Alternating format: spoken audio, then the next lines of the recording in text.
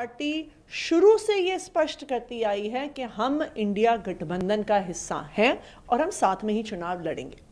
आज finally India गठबंधन में एक मल्टीपल स्टेट्स की सीट शेयरिंग की घोषणा हुई है, जिसमें दिल्ली, जिसमें हरियाणा, जिसमें गुजरात, जिसमें चंडीगढ़, जिसमें गोवा शामिल है। और मुझे खुशी है इस बात की कि इंडिया गठबंधन इन सारे राज्यों में मजबूती से चुनाव लड़ेगा। थोड़ा जनता जानना चाहेगी कितना मुश्किल और कितना आसान रहा इन गुत्थी को सुलझाना आप लोगों के लिए, जो कि कई दौर की बैठक हुई, इसमें आप भी शामिल रही, खास करके भरूच का सीट जिसको लेकर कांग्रेस भी काफी इमोशनल थी, आखिरकार आपकी झोली में आई। देखिए, मुझे लगता है कि चाहे कांग्रेस पार्टी हो चाहे आम आदमी पार्टी हो, हमने देश हित को आगे रखा है, पार्टी हित के बारे में नहीं सोचा है। और देश हित को आगे रखते हुए दोनों ही पार्टियां, चाहे कांग्रेस पार्टी हो चाहे आम आदमी पार्टी हो, इस बात के प्रति प्रतिबद्ध थी कि इस अलायंस को हम सफल करवाएंगे।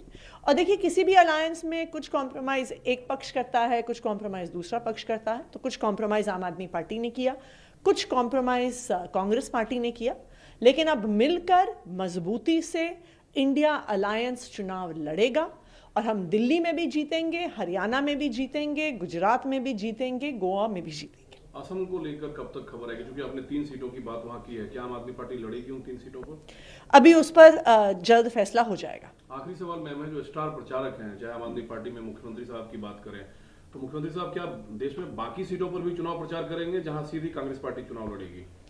देखिए, अभी एक कोऑर्डिनेशन कमेटी हम बनाएंगे, जिसमें हर स्टेट के लिए कोऑर्डिनेशन कैसे होगा, कैंपेन कैसे होगा, उसकी बातचीत करके पर हम तय करेंगे। लेकिन पूरा गठबंधन मजबूती से मिलकर चुनाव लड़ेगा, इस देश को बचाने के लिए चुनाव लड़ेगा, इस देश के संविधान को बचाने के लिए चुनाव लड़ेगा। जो बात आप लोग कह रही थी कि गठबंधन को लेकर भाजपा असहज है, लिहाजा दिल्ली के सीएम की गिरफ्तारी हो सकती है, क्या अब भी आप लोगों को ऐसा अंदेशा है?